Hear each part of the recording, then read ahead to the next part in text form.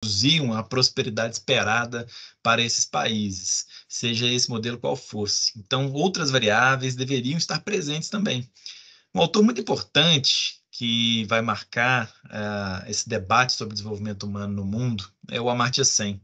Amartya Sen é um economista indiano, nasceu, na verdade, onde hoje é Bangladesh, antes da partição. Amartya Sen foi vencedor do Prêmio Nobel de Economia justamente nos anos 90. Ele publica um livro muito importante nesse período também, chamado Desenvolvimento como Liberdade. E nesse livro, o Amartya Sen vai ter uma sacada muito interessante, que ele vai nos mostrar que nem sempre os países que tinham o maior PIB, né, o Produto Interno Bruto per capita, eram também os países que tinham os melhores indicadores de desenvolvimento humano, fossem eles os indicadores de mortalidade infantil, de expectativa de vida, entre outros.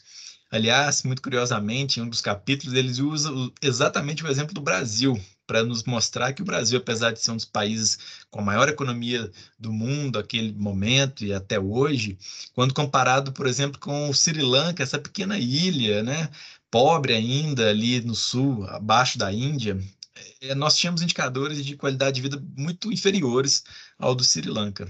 Então, é o Amartya Sen que nos chama a atenção para o fato de que nós precisávamos de outras métricas para poder medir a qualidade de vida das sociedades. Então, em 1990, ele, junto com Mahmoud Lakwa, né, até então head do Programa das Nações Unidas para o Desenvolvimento, que pensam nesse grande indicador, nesse grande índice que ficou muito conhecido, todos nós acompanhamos ano após ano, quando é divulgado na televisão, que é o IDH, né? O Índice de Desenvolvimento Humano. Ele nasceu em 1990 e ele então surgiu justamente com o propósito de nos mostrar que era possível, na verdade era preciso, era necessário pensar sobre desenvolvimento a partir de outra ótica, a partir de um outro olhar.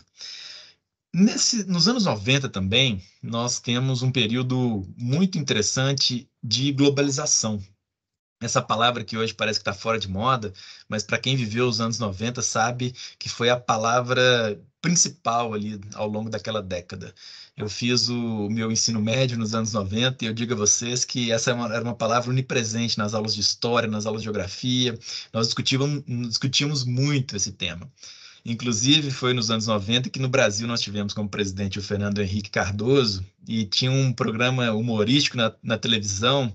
Burian vai se lembrar, Caceta e Planeta. E eles apelidaram o nosso presidente à época de Viajando Henrique Cardoso, porque a necessidade de abrir o país para o mundo, de estar nesses contextos internacionais, era premente para todos os países, não só para o Brasil. E a gente, então, por meio dessa anedota, eu estou dando para vocês um pouco do contexto, um pouco da noção que nós tínhamos à época, né? Do quão importante era essa noção de globalização. E ela era importante não só por ser uma palavra da moda, né, mas porque ficou cada vez mais claro para nós que os problemas mundiais, eles não eram problemas isolados, estanques, herméticos, onde cada país poderia resolver o seu próprio problema sozinho. Eles eram problemas que deveriam encontrar soluções compartilhadas na esfera internacional, entre países. Por isso, então, nós tivemos também, nos anos 90, uma espécie de era de ouro das grandes conferências, em especial a Eco 92, que aconteceu por acaso aqui no Brasil, no Rio de Janeiro. Na Eco 92, nós discutimos também um tema muito importante nesse contexto, que era o tema das mudanças climáticas, o tema do meio ambiente, que era um tema que conectava os países, conectava as sociedades, porque a gente sabia que esse era um desafio que afetava já a qualidade de vida de todas as pessoas, que era causado pelos países como um todo também e que não respeitava fronteiras. A poluição de um país, ela afetava o mundo inteiro. Por isso nós precisávamos de oferecer soluções também, respostas a esses desafios. Nesse contexto, então, das grandes conferências, no contexto do surgimento do Índice de Desenvolvimento Humano, ao pensar sobre ecologia, meio ambiente e desenvolvimento sustentável, foi nesse contexto que, nas Nações Unidas, na Assembleia Geral das Nações Unidas, no início dos anos 2000, e aí vamos lembrar também de um outro ponto importante, que era uma mudança que nós tivemos de 99 para 2000, 2001, que não era só uma mudança de década, mas não era também só uma mudança de século, mas era uma mudança de milênio. Então, a cultura geral, a perspectiva, a noção de humanidade, de conexão entre sociedades, era muito forte por conta desse contexto muito simbólico, muito cultural, muito importante. E aí, então, foi precisamente na Assembleia, no ano 2000, que os países acordaram em constituir um pacto pelo desenvolvimento humano.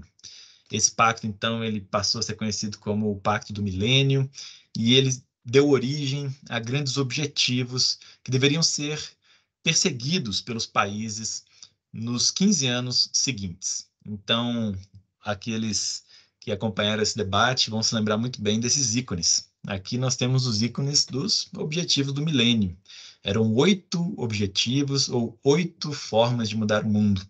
A primeira delas, acabar com a fome e a miséria, mas também esses objetivos tangiam a educação básica de qualidade, a igualdade entre os sexos, redução da mortalidade infantil, da mortalidade das gestantes, combate a doenças como AIDS e outras, qualidade também de vida com relação ao respeito ao meio ambiente e uma espécie de oitavo objetivo que convidava os países a fazerem um grande pacto também por esse progresso compartilhado, que era a visão que nós tínhamos naquela época.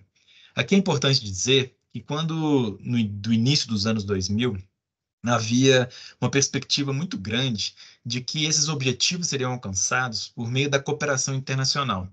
Então, havia, e ainda há hoje, uma expectativa muito grande de que os países, primeiramente industrializados, os países centrais, eles pudessem financiar o desenvolvimento dos países periféricos, né? Dos países na Ásia, na América Latina, no continente africano, sobretudo.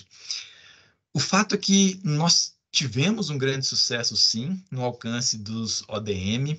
Diferente do que muitos imaginam, o país e o mundo têm sido capazes de reduzir a pobreza, de reduzir os conflitos, de garantir mais qualidade de vida, mais saúde, mais expectativa de vida. É até interessante, fazendo um pequeno parênteses aqui, Hans Rosling foi um grande pensador também do desenvolvimento humano, sueco, faleceu recentemente, e ele fala muito sobre um certo pessimismo na sociedade, né? Ele tem um livro que ele publicou antes de falecer chamado Factfulness, né? Assim, uma ideia de pensar, basear nos fatos. Vamos olhar para o mundo baseado nos fatos. E aí toda palestra que ele dava, quem tem curiosidade vai encontrar os vídeos dele no YouTube, vai encontrar os TED Talks dele. Ele sempre fazia esse chamado, assim. Ele tinha um aparelhinho que a audiência usava e ele tentava mostrar para as pessoas assim, olha, mortalidade infantil está caindo ou está subindo? Qual que é o indicador que a gente tem hoje? Como é que é o percentual? E é curioso porque por onde ele passava, todo mundo errava. A gente, na média, nós temos um pessimismo muito grande. A gente imagina que as coisas estão piorando, que os conflitos estão sempre aumentando, que essa situação está se degradando, mas, na verdade, e o resultado dos ODM, o resultado nos mostra o contrário. Mas esse alcance, esse grande progresso que nós tivemos no cenário internacional e também para o Brasil, como eu vou dizer, ele não se deu como nós imaginávamos que se daria no ano 2000. Não foi pelo financiamento dos países industrializados, da Europa, dos Estados Unidos, não foi por transferência de recursos, de tecnologia, de investimentos diretos, mas foi pela capacidade dos próprios países em se desenvolverem. Muito especialmente, a grande salto dado pela China, pela Índia, que concentram sozinhos uma boa parte da população mundial, mas também aqui na América Latina e também pelo Brasil. A grande meta, uma chamada à época de meta síntese, que era a redução da pobreza, e aí medida pelo nível de renda, a meta era reduzir a pobreza pela metade no ano de 2015, com base nas estatísticas que nós tínhamos em 1990, ou seja, em um quarto de século, em 25 anos, trazer a pobreza pela metade.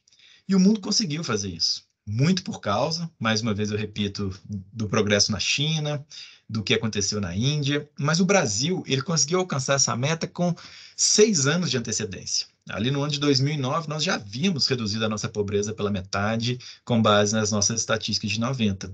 Nós também reduzimos muito consistentemente a mortalidade infantil, nós somos um exemplo mundial no combate à AIDS, isso é preciso sempre ser dito, né?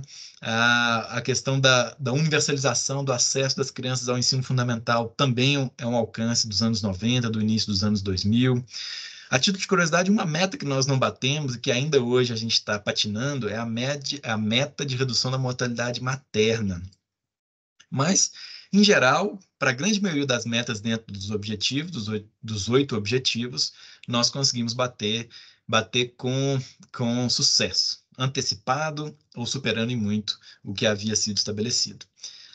Chegamos ao ano de 2015 e foi o momento de fazer um balanço. Então, no contexto das Nações Unidas, os países se reúnem mais uma vez e eles percebem o que eu estou compartilhando com vocês, que havíamos alcançado esses resultados, que tínhamos tido sucesso, mas que era preciso fazer mais. Era preciso pensar em outras dimensões, pensar em novas metas, pensar com mais ousadia sobre o desenvolvimento humano e também o desenvolvimento sustentável. É nesse contexto, então, que surge o novo pacto, que veio a ser conhecido como Agenda 2030. Por quê? Porque o nosso novo prazo agora é o ano de 2030, daqui a 6 anos, né? Já estamos nos aproximando, já passamos da metade.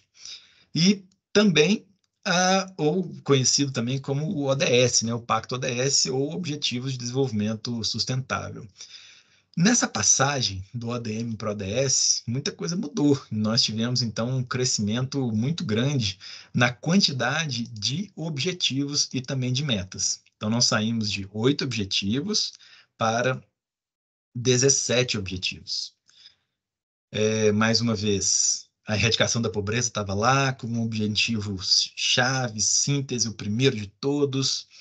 Nós desmembramos ali mais um objetivo, que agora passou a ser o número 2, que é acabar com a fome e promover a agricultura sustentável. Os objetivos de educação e saúde, eles continuavam sendo prioritários, eles vêm logo em seguida. O terceiro é saúde, o quarto é educação de qualidade. A ideia de igualdade também está presente, mas aí a gente começou a trazer outros elementos importantes, né? A questão do saneamento básico, que ainda hoje para o nosso país é um tema de extrema relevância. Energias sustentáveis, lá em 2000 não se falava como a gente fala hoje dessa transição energética para uma matriz limpa, que nós tivemos de evolução de tecnologia para tecnologia solar, para tecnologia dos ventos, né? Agora se fala cada vez mais em hidrogênio verde, é algo novo e algo que está aí, concebido nos ODS também. Falamos sobre desenvolvimento econômico, mais uma perspectiva também de progresso compartilhado. Então, aqui nas metas do 8, por exemplo, a gente fala em gerar emprego, mas gerar emprego para a juventude, gerar emprego para a mulher, conseguir igualdade salarial. Falamos também de infraestrutura, de redução das desigualdades de uma maneira mais ampla. Falamos do contexto urbano, das cidades sustentáveis, do consumo, da produção também sustentável. Falamos da ação contra a mudança global do clima, do aquecimento global, a vida nos oceanos e nos rios, a vida terrestre, a biodiversidade. E, mais uma vez, 2 objetivos para encerrar, que falam muito sobre a qualidade das instituições, a necessidade de parcerias, a questão da paz e da justiça, também são muito relevantes no contexto desses objetivos.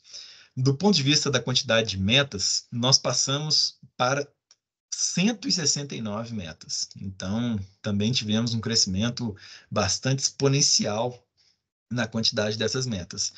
Nem sempre, e eu devo dizer, todas as metas fazem sentido para todos os países, porque cada país tem a sua particularidade, a sua realidade. Então, só para citar um exemplo, quando a gente fala de igualdade de gênero, a gente está falando sobre acabar com a prática da mutilação genital feminina, que é algo que no Brasil talvez muitos de vocês nem nunca ouviram falar, não é algo bastante comum na nossa cultura, mas é muito presente em muitos países no continente africano, na África subsaariana, como por exemplo em Senegal. Há um filme muito interessante sobre a modelo Didier, que ela passa por esse processo e ela conta. Esse filme ele aborda de maneira muito bela, muito poética a trajetória dela até sair do continente africano, chegar no continente europeu e refletir sobre esse passado de algo extremamente violento, mas que ela, naquele momento, não era capaz, inclusive, de enxergar, de refletir, de perceber como um problema para a sua qualidade de vida. Pois bem, o que acontece agora, então, e já caminhando aqui para o final dessa fala introdutória, é que essa quantidade de objetivos e essa quantidade de metas trouxe também uma complexidade maior para os países. a começar pela complexidade do monitoramento e avaliação. Felizmente, o Brasil é um país reconhecido, inclusive, internacionalmente. O IBGE participa do Escritório de Estatística das Nações Unidas como um país com uma qualidade de indicadores, de estatísticas bastante razoável. Mas isso não é verdade para todos os países. Então, ali, logo no início desse pacto, uma grande discussão que se fazia era com relação ao acompanhamento. Então, como medir, né? Como saber se os países estão alcançando as suas metas, se eles estão no caminho, se eles estão retrocedendo? Era e ainda é um grande desafio e uma crítica, né, feita também a essa Agenda 2030. A questão do financiamento, ela continua uma questão muito importante, ela continua sendo debatida, porque só para colocar os países em patamar de igualdade do ponto de vista do acompanhamento estatístico, estima-se que nós precisaríamos de mais de US$ 1 trilhão. Então, imagina enfrentar esses desafios, né? É algo também muito custoso, muito significativo. E quando a gente olha esse caminhar agora com essas metas mais específicas, com 169 metas, o que a gente nota é que existe uma grande diversidade, né?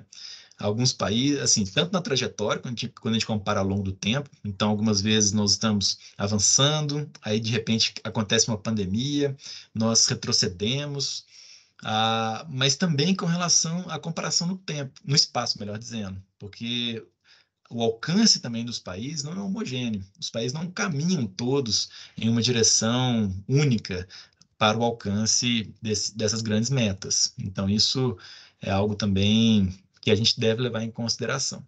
De todo modo, e para encerrar essa primeira introdução, eu sou um otimista. Eu vejo como algo bastante relevante, importante, o estabelecimento de objetivos, de metas, como o que nós temos na Agenda 2030.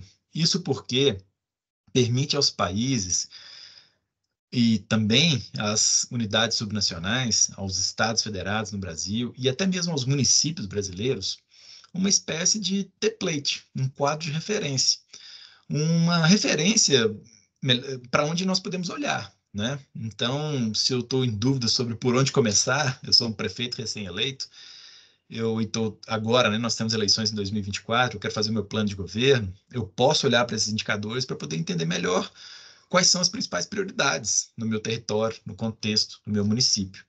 E eu vou fazer uma pausa aqui agora, Burian, mas na sequência, né, quero ver se a gente tem alguma pergunta, alguma interação, mas eu quero depois, num segundo momento, abordar um pouco também e dar dicas para vocês. Estou vendo que nós temos aqui uma plateia bem cheia agora, né, sobre como nós podemos nos aprofundarmos nesse tema, nessa temática, nos indicadores, porque eu tenho certeza que vocês, a partir desses bancos de dados, a partir dessas referências, vocês podem avançar muito na construção dos trabalhos, na disciplina de vocês, em todos os cursos, né, na área das ciências humanas, para também os trabalhos de final de conclusão de curso, as monografias, as dissertações, as teses de vocês. Eu tenho certeza que as dicas que eu gostaria de compartilhar vão ser muito úteis.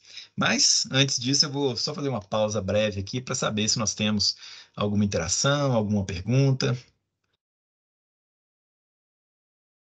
Obrigado, Antônio. Só um pequeno comentário, eu acho que vai ser muito interessante essa segunda etapa, e eu acho que realmente funciona como um guia esses, né, tanto as metas quanto as submetas. E a questão básica é que, por exemplo, no caso do orçamento público, eu consigo pegar cada rúbrica e definir qual meta específica aquela rúbrica está trabalhando com. Eu consigo medir, né, quanto que estou sendo gasto para cada meta, e eu consigo tentar inferir qual espécie de impacto eu posso gerar, né, na sociedade. Agora, isso pode vir para o setor privado, para a educação, para a questão do ICEG, a questão das monografias, né, os trabalhos de final de curso, mas não só isso, né, a expansão universitária está se ampliando muito.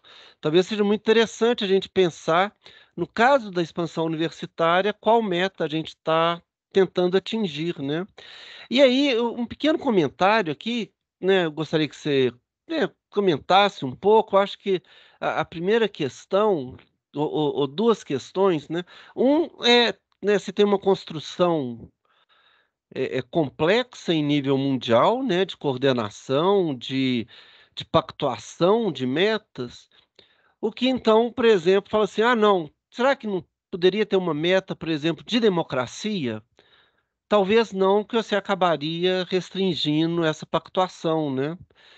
Eh, Agora, a segunda questão principalmente na época da eleição, assim, a gente recebia, assim, né, essas fake news, alguma coisa, e que existia um discurso como alguma espécie de, né, alguma espécie de grande conspiração internacional para nos impor uma agenda, mas essa agenda é muito. Eu acho que todas as pessoas são a favor dessas metas, né? Não tem nenhuma agenda imposta, malvada, com terceiras, segundas intenções, né? Entendeu o que estou querendo dizer? Né? Olha, vão tentar diminuir a pobreza, né? Vão tentar diminuir essa desigualdade de gênero. Então, em muitos locais muito pobres, a gente tem um problema de crianças indo na escola, e muitas vezes são as meninas que não vão na escola, né? Que elas têm que ficar ajudando em casa, a mãe, ajudando para cuidar dos irmãos menores. Aí falar um pouco isso, e vão abrir e pedir abrir, né, perguntas para as pessoas, né? Tudo bem? Claro, Hum. perfeito. Então, reagindo um pouco, né, à sua reflexão, Brian, e a sua pergunta, o comentário. Bom, em primeiro lugar, assim, mostrar que esses indicadores, eles não tem nada assim de muito extravagante, sabe? São indicadores de desenvolvimento humano que as sociedades vêm mensurando, acompanhando, tentando enfrentar, independentemente do nível do governo, de qual país, há bastante tempo, né? Assim, é o básico, é para isso que os governos são eleitos, né? É para isso que a gente tem a sociedade funcionando da forma como está funcionando, né? Assim, é um horizonte onde a gente olha, a gente busca alcançar. Então, esse exemplo é um exemplo muito interessante para nos mostrar também como é que, às vezes, as coisas que a gente acredita que são comuns, consensos, elas nem sempre são. Então, eu falei do prêmio Nobel que foi dado ao Amartya Sen, mas um prêmio da paz dado a uma personalidade muito importante também no contexto internacional foi a Malala, né? E a Malala, ela foi baleada tentando ir para a escola. E ela fazia um advocacy muito importante para que as meninas pudessem ter direito de estudar, assim como os meninos. No Brasil, isso não é um grande problema. Na verdade, para o ensino médio e para o ensino superior, nós já temos até mais mulheres do que homens. Mas para muitos países, isso ainda é um grande desafio, né? As meninas são impedidas de ir à escola. Então, o Afeganistão, o exemplo dos talibãs, é um exemplo muito claro. É um fundamentalismo que afasta as meninas da escola. E que, então, nós temos uma meta específica para poder convocar os países a refletirem, a buscarem, né, essa possibilidade de igualdade de gênero, a começar pela educação fundamental, pela educação básica. Agora, me surpreendeu muito porque esse era um debate, assim, eu trabalhei durante muito tempo no governo de Minas Gerais, também no governo federal, e eu nunca imaginei, tenho trabalhado com essa agenda há tanto tempo, que um dia eu fosse ouvir, né, como eu vi do ministro das Relações Exteriores participando de um debate na comissão de Relações Exteriores também do Congresso Nacional, chamar a Agenda 2030, a agenda dos ODS, de uma espécie de agenda globalista, ou uma agenda perversa de alguma forma, que estivesse tentando enganar os países. E aí sempre a gente se pergunta como é que redução de mortalidade infantil, acabar com a pobreza, como é que isso pode ser algo que a gente precisa lutar contra, né? Assim, que é algo dessa natureza, desse nível. Então eu fiquei assim bastante chocado ao ouvir esse tipo de crítica, porque é uma crítica que assim a gente pode classificar de nonsense, mas ela faz parte de uma estratégia política, eu diria, né? E eu coloco essa chamada Agenda 2030 de uma agenda globalista, uma agenda perversa, mais ou menos no patamar de o debate que a gente faz hoje de terra plana. Por quê? Porque isso é proposital. Eu acho que assim, é tentar implodir os consensos civilizacionais básicos e assim os consensos científicos básicos, os consensos políticos básicos, para tentar colocar outra coisa no lugar que a gente não sabe muito bem o quê. Então, essa dúvida que vai sendo o tempo todo, seja por meio de fake news, seja por meio de notícias atravessadas, ou descontextualizadas, né, que vão tentando sabotar consensos que a gente imaginava que estavam muito bem estabelecidos na nossa sociedade, isso faz parte de um projeto político que está sendo colocado, né? Assim, não é exclusividade do Brasil, mas assim, é uma espécie de questionamento quase que nihilista com relação às bases sociais, para que então as pessoas vivam cada vez mais num estágio de ansiedade e de contraposição às instituições. Então, assim, a contraposição à democracia, contraposição ao Estado Democrático de Direito. Então, acho que faz parte, acho que assim, está um pouco no mesmo pacote, né? Essa crítica não ciência à Agenda 2030, essa ideia de que e a Terra é plana, não é? E a gente, enfim, né, tenta questionar tudo, né? Questionar os consensos mais básicos para que a gente então tenha esse enfrentamento constante também na esfera pública e que tenta ameaçar aquilo que a gente tinha como a gente prezava, né? Ou a gente preza ainda como sociedade. Então, acho que essa é uma reflexão que eu faço a partir do seu comentário, Burian. É complicado. E são consensos difíceis de serem construídos, né? Então, né, no âmbito das Nações Unidas, muita gente tem um poder de veto muito grande de uma grande quantidade de países, né? Então, e são consensos meio óbvios, né? Isso mesmo.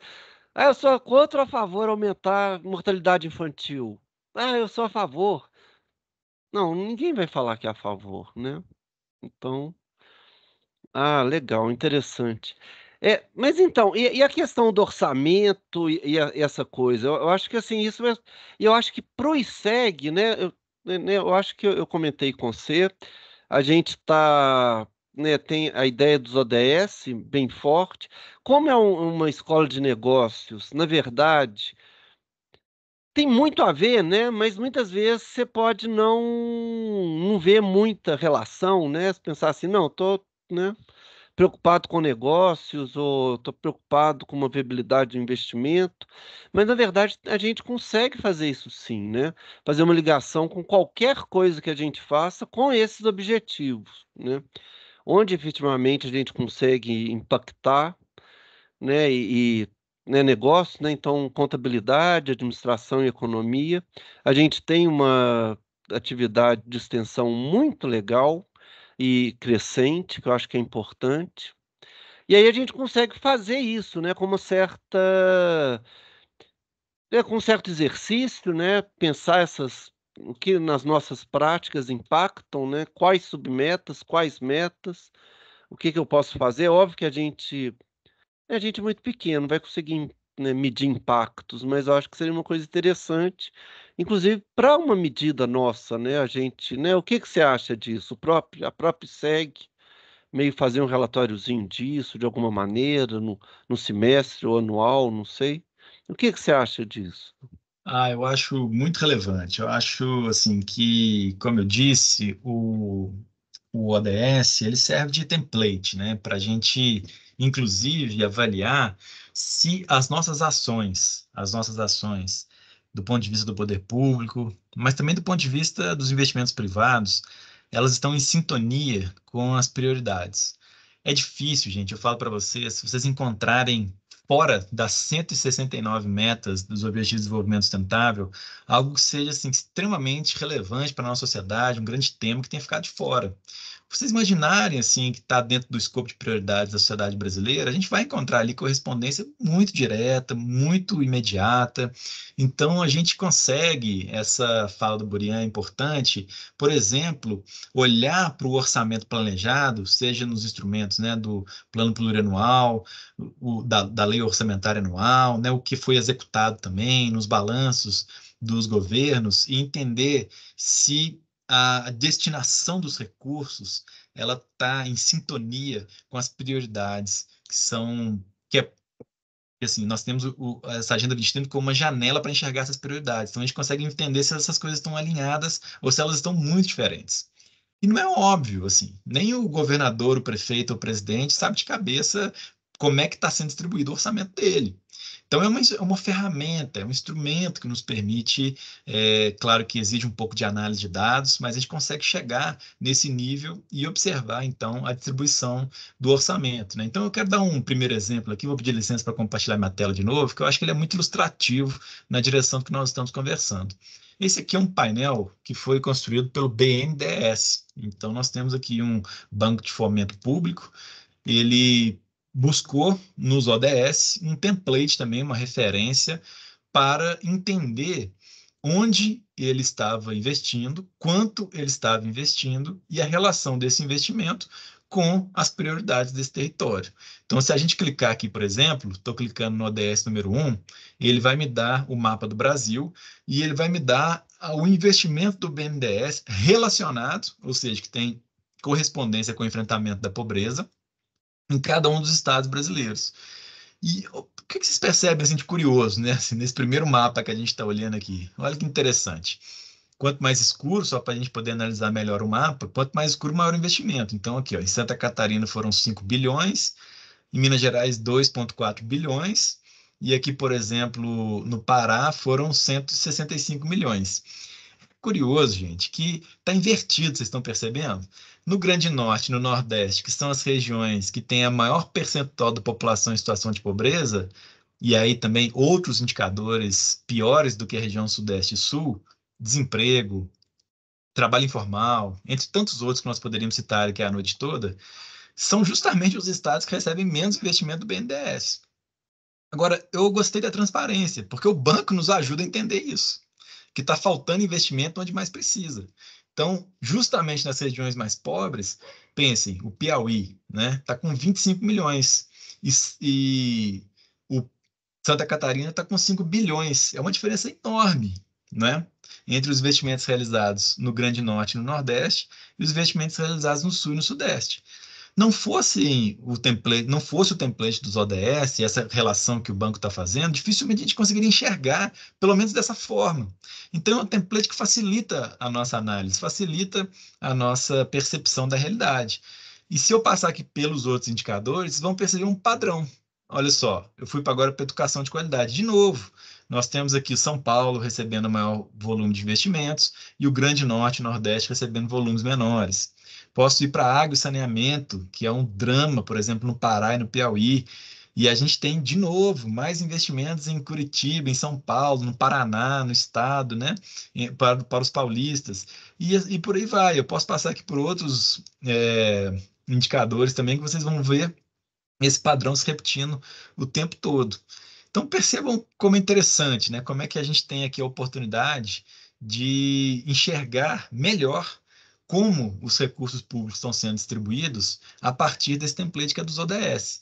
A gente pode fazer assim, uma análise semelhante para o investimento dos governos estaduais, dos governos municipais, do governo federal entre os estados, a partir da ótica da janela que a Agenda 2030 nos abre. Então, esse é um exemplo que eu acho muito instigante, muito interessante, que vale a pena a gente explorar. E aqui embaixo, o site ainda nos mostra, né, por ano, então de 2015 a 2023, e também por ODS, os investimentos totais. Então, era de se esperar, o ODS 9, indústria, inovação e infraestrutura, ele é responsável por 54 bilhões, uma parcela muito significativa do investimento do BNDES, mas nós seguimos aqui com investimentos também muito relevantes em outros indicadores, trabalho, mudança do clima, cidades, erradicação da pobreza e por aí vai. E a gente pode até ver, assim, do ponto de vista aqui dos objetivos, quais são aqueles que estão recebendo menos recursos, né? Ou recursos que estão menos relacionados. Aqui está a igualdade de gênero, né? Justiça, paz, educação de qualidade, saúde e bem-estar. Bom, se me permitem aqui, eu quero só passar por mais alguns sites que eu separei, porque eu acho que podem ser interessantes aí, do ponto de vista da pesquisa acadêmica, para quem está também agora desenvolvendo seu trabalho de conclusão de curso. Então, eu queria mostrar esse outro site também, que ele está em inglês, ele também pode estar em espanhol, mas é muito simples, porque ele traz aqui para nós quais são os objetivos, as metas e os indicadores, especificamente. Então, se eu clicar aqui em um objetivo, o objetivo 8, ele vai me trazer aqui embaixo as metas e os indicadores, e nesse caso aqui, então, nós temos 8, 9, 10, 11, 12 12 metas, né? E indicador. E aqui eu abro, inclusive, os indicadores. Então, nós temos um primeiro aqui que é sustentar o crescimento econômico per capita, e o indicador que eu tenho é o PIB per capita, né? Percebam que, apesar da concepção de desenvolvimento humano ter surgido como uma espécie, o IDH ter surgido como um contraponto ao PIB, a ideia aqui não é substituir, não é que nós não tenhamos o PIB per capita, ele está aqui também, mas a ideia é que ele não seja a única métrica para nós medirmos o desenvolvimento das sociedades. Então, assim, é um site muito interessante para poder passear, para poder conhecer. Espero que em breve eles consigam traduzir também para o português. Para quem quiser visitar, é SDGS, que é da sigla em inglês para ODS.un.org. É um site simples, né? Se alguém quiser, deixa eu ver se eu mesmo consigo compartilhar aqui no chat para vocês copiarem também. Então é uma oportunidade aí também, mais um site. Ó, alguém já tinha até feito isso aí. Obrigado pela gentileza. Bom, seguindo, um outro site também que eu acho muito relevante, muito interessante, aí talvez, né, mais para o curso das relações internacionais, ou para quem quer estudar uma economia comparada no cenário internacional, é esse site aqui do Banco Mundial. De novo, infelizmente, a gente só tem ele em inglês e em espanhol, mas é um site muito interessante e assim, não é muito texto, não. Os gráficos são muito animados, são muito interessantes, são fáceis de compreender. Então, a gente tem aqui no canto esquerdo os 17 objetivos, estou passando por eles aqui. E para cada um desses objetivos, o Banco Mundial faz uma espécie de balanço e atualização de alguns indicadores e reflexões muito interessantes, muito profundas. Então, a gente consegue ver aqui, por exemplo, o avanço, como eu disse para vocês no início da nossa conversa, do enfrentamento da pobreza no mundo. Agora, olhem, então a gente tem aqui que em 1990, que é quando a gente tem a linha de base, nós tínhamos 2 bilhões de pessoas em situação de pobreza. Para ficar fácil a gente entender o gráfico, a bolinha vermelha embaixo, para cada bolinha vermelha nós temos 20 milhões de pessoas. E as bolinhas azuis também em cima estão acima da linha de pobreza definida pelo Banco Mundial de 2 dólares e 15 por dia. Aí, na medida que a gente avança no tempo, isso foi mudando. Então, de 90 para 2019, nós tivemos uma quantidade enorme de pessoas saindo da situação de pobreza. Está fácil da gente observar aqui só olhando para as bolinhas vermelhas. Olha como é que essas bolinhas vermelhas elas migram, elas passam da linha da extrema pobreza que está aqui riscada para nós, sobem lá para cima, né? Então, nós temos ainda, em 2019, 660 milhões de pessoas, mas notem que na estatística, no percentual, na proporção, é muito menos. Nós temos ainda essa quantidade aqui, porque a população também cresceu muito nesses quase 30 anos. E aí, quando a gente olha também depois por continente, a gente vê uma mudança muito interessante. Então, olha aqui, olha, a extrema pobreza. Aqui a gente está falando no primeiro gráfico da Ásia e do Pacífico, depois do sul da Ásia, né, aqui do leste asiático, depois do sul asiático, e aqui, por último, a África subsaariana. Então, veja, quando a gente sobe aqui, a gente nota a mudança de 90 para 2019. Percebam o avanço espetacular que nós tivemos no leste asiático e no Pacífico, e também no sul asiático, né? Nós estamos falando aqui também da China, da Índia, do Vietnã, do Laos, Camboja, países que tiveram um grande avanço no enfrentamento da pobreza. Mas, infelizmente, quando a gente olha o último gráfico, a África subsaariana ainda precisa avançar mais, né? Então, nós ainda temos aqui uma quantidade nas bolinhas vermelhas abaixo da extrema pobreza muito significativa.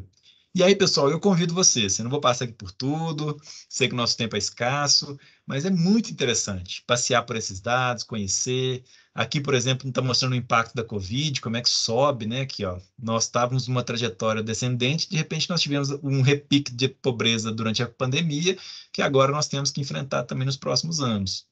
Mostra aqui, né, como é que as próprias linhas de pobreza internacionais elas são diferentes. Enquanto na Tanzânia é preciso ganhar mais que 1,60 dólar por dia para estar fora da pobreza, na França é preciso ganhar mais de 27 dólares por dia para estar fora da pobreza. Então, a gente vê aqui esses dados muito bem colocados, a diferença entre os países e como é que isso vira um gráfico, então, que nos mostra desde os países com as menores linhas, como, por exemplo, aqui Moçambique, 1,50, até os países com a maior linha, como, por exemplo, Luxemburgo, com mais de 35 dólares por dia.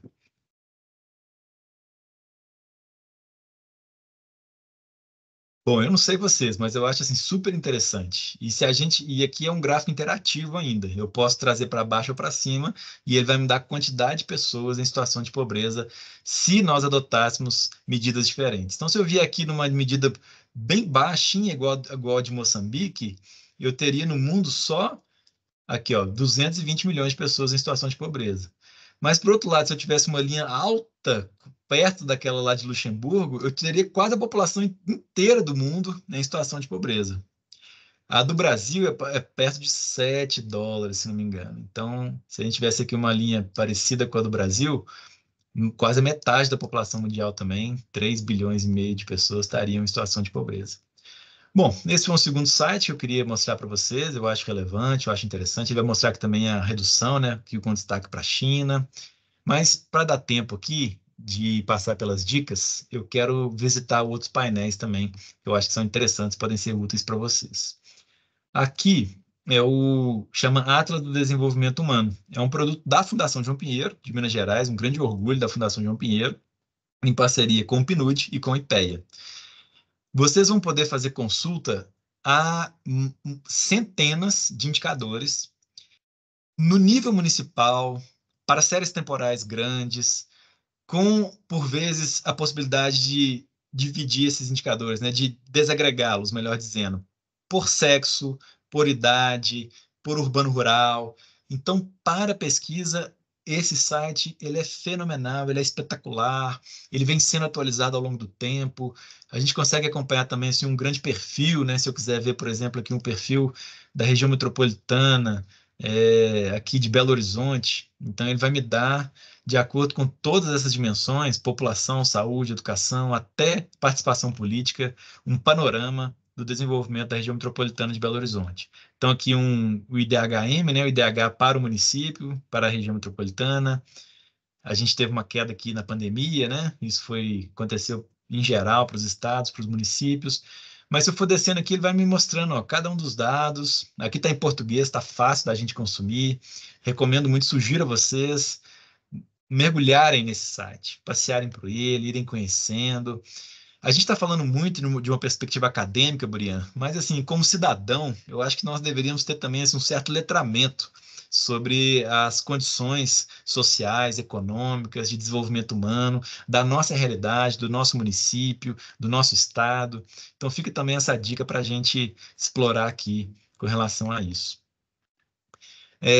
O site do IBGE é o próximo que eu gostaria de compartilhar. Essa plataforma Sidra, ela traz também aqui, dá para fazer um filtro pelos Objetivos de Desenvolvimento Sustentável. Nós temos aqui 182 indicadores. Então, aqui, ó, muitos deles com atualização para 2023. Então, assim, eu recomendo vocês também. Não vou mergulhar muito aqui, mas é muito legal, vale a pena vocês visitarem. Aqui tem material, assim, muito relevante para fazer as pesquisas de vocês. Às vezes não é nem um trabalho de conclusão de curso, às vezes é um trabalho de uma disciplina, um trabalho final. Entrem aqui, certamente vocês vão encontrar dados para poder fortalecer o argumento de vocês. Às vezes é um argumento teórico, mas vocês vão encontrar aqui os dados para poder ajudar vocês a refletirem, a raciocinarem também.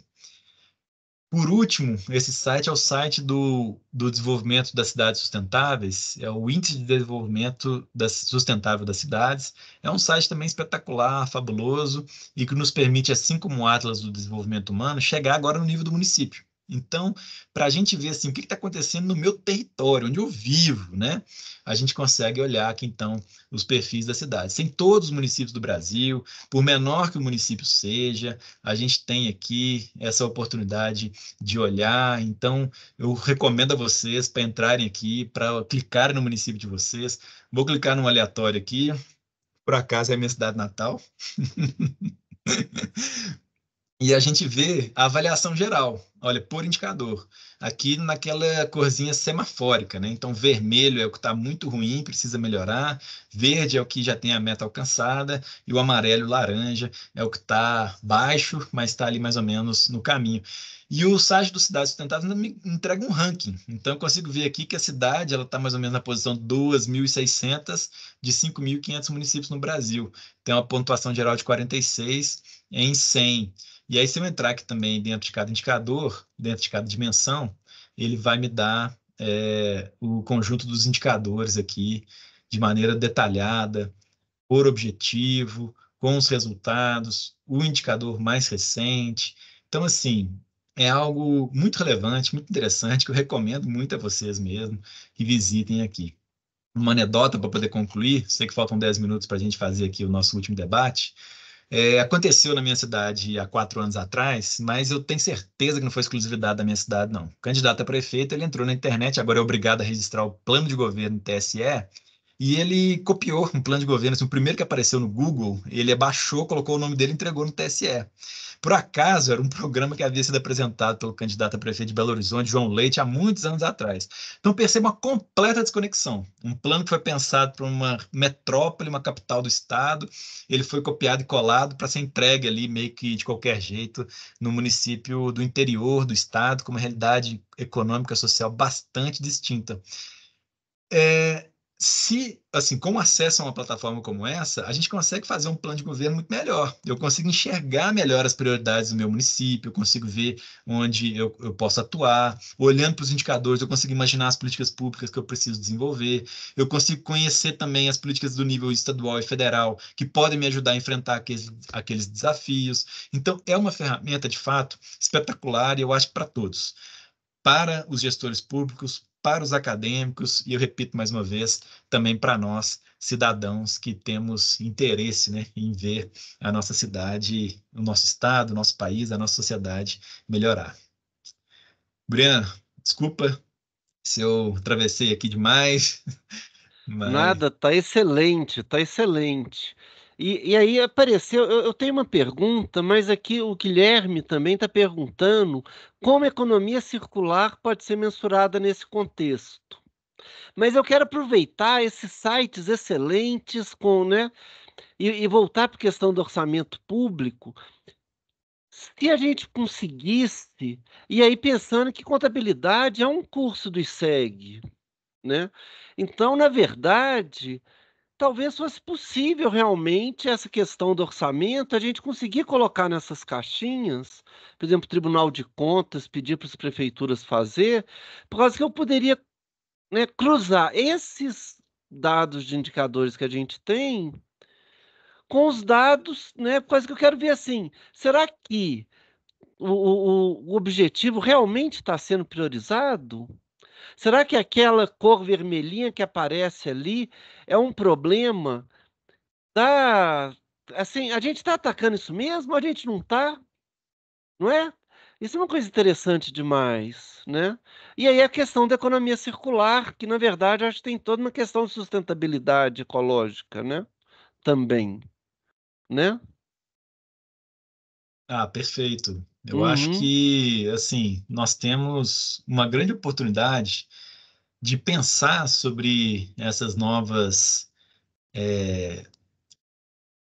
conceitos, né, Brian, sobre desenvolvimento sustentável, Aham. que a gente tem cada vez mais adotado, pensado. Está falando de economia circular, estou me lembrando aqui desse livro, me foge o nome da autora, Economia Donut, né? Que ela fala É. de respeitar um piso social e um teto ambiental. Mas vocês vão perceber, ao mergulharem aqui nos sites que a gente está comentando, que os indicadores que nós temos, eles nos permitem enxergar, inclusive pela ótica desses novos conceitos, do conceito da economia circular. Então, a gente fala muito sobre tecnologias limpas, sobre novas formas de economia, sobre prosperidade compartilhada, sobre criar empregos, mas com foco nos públicos mais vulneráveis. Então, eu acho que isso está, assim, no coração desses novos conceitos de sustentabilidade que nós prezamos, a gente vai encontrar aqui no ODS grandes correspondências para a gente pensar mais e melhor nesses novos conceitos, né? E aí, falando sobre o curso de contabilidade, eu acho que a gente tem muito a evoluir no acompanhamento do orçamento público sob o olhar dos ODS. Então, eu, eu fiz um trabalho para um município no Nordeste do país, na região metropolitana do Recife, algum tempo atrás, e eu peguei o PPA deles e tentei entender como é que o PPA estava investindo nos ODS. E olha que coisa curiosa, assim, porque eu acho que nós estamos ainda num tempo que, infelizmente, a gente olha para o ODS como um ícone, como uma propaganda, como um adesivo, como algo assim que mostra mais ou menos o meu compromisso, mas sem perceber a potência que essa ferramenta tem. Então, quando vocês pegarem planos plurianuais, vocês vão perceber que às vezes eles têm lá o programa e eles têm assim, ODS relacionado. E aí eles colocam assim, às vezes, 3, 4, 5, 6 ODS relacionados. Qual que é o problema? Qual que é o problema? Perdão, qual que é o problema disso? O problema disso é que nós temos uma coisa que se pretende ser tudo, ela não é nada. E uma coisa que pretende a gente, que nos mostra, né, assim, que realmente as coisas estão conectadas, né?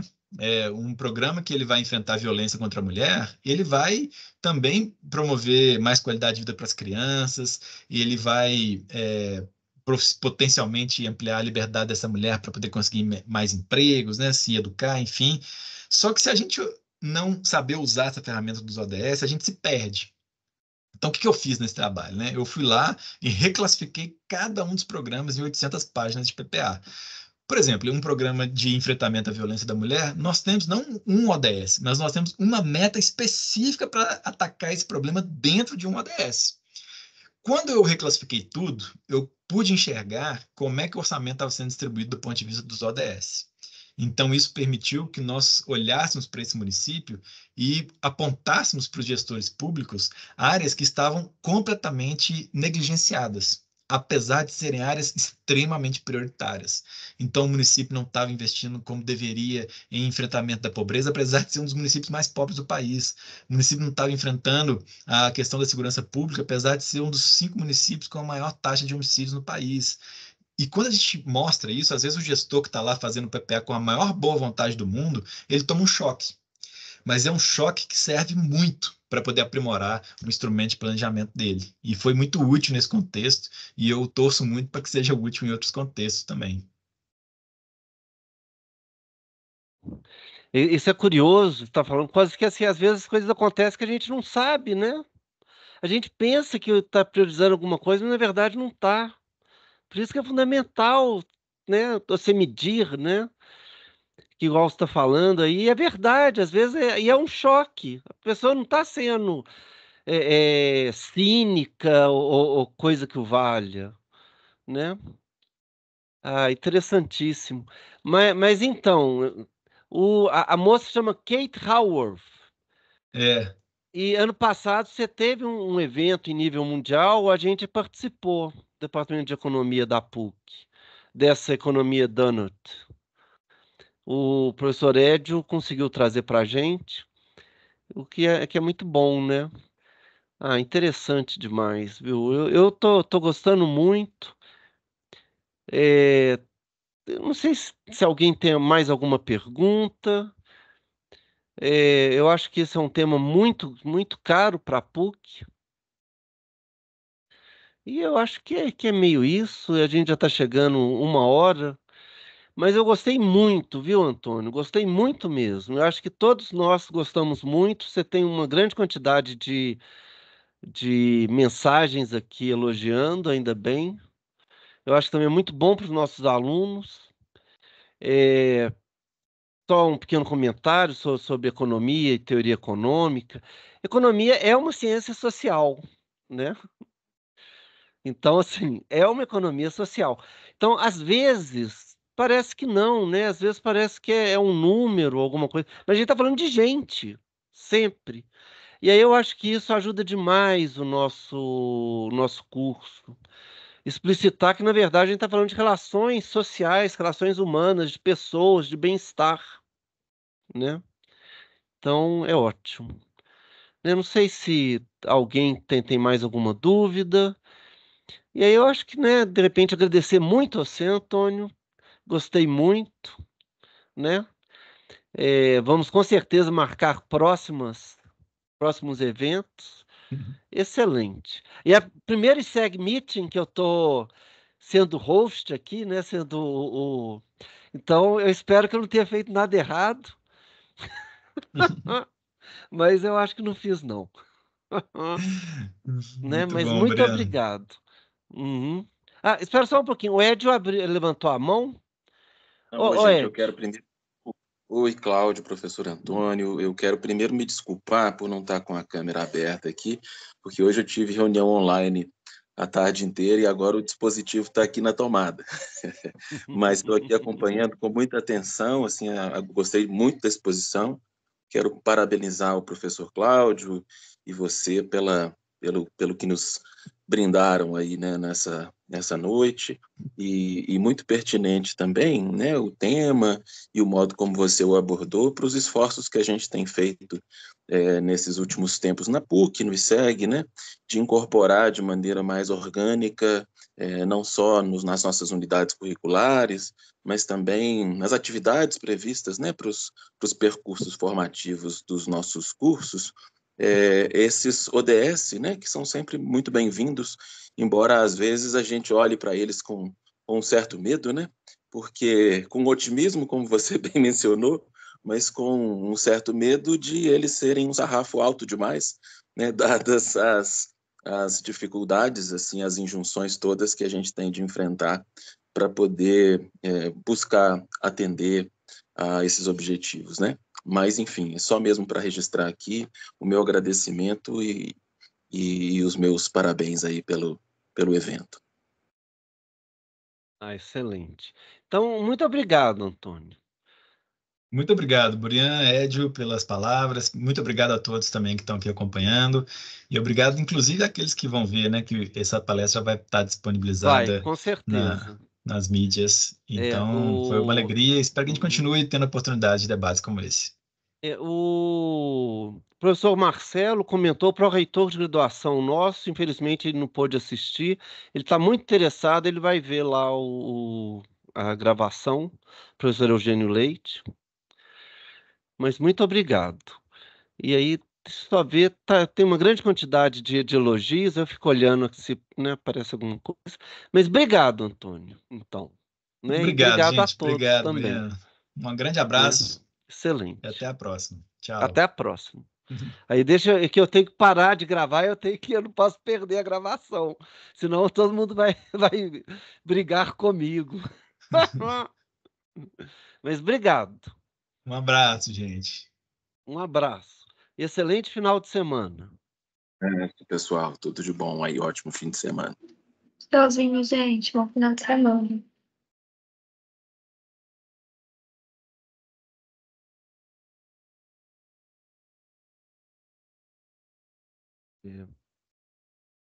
Criança, sabe parar de gravar? Eu acho que eu sei. Clica aí no mais, Burian. Clica no mais, vai aparecer gravar e transcrever. Pois é. Aí depois você clica no gravar parar a e vai gravação. aparecer parar de gravação. Muito obrigado, professora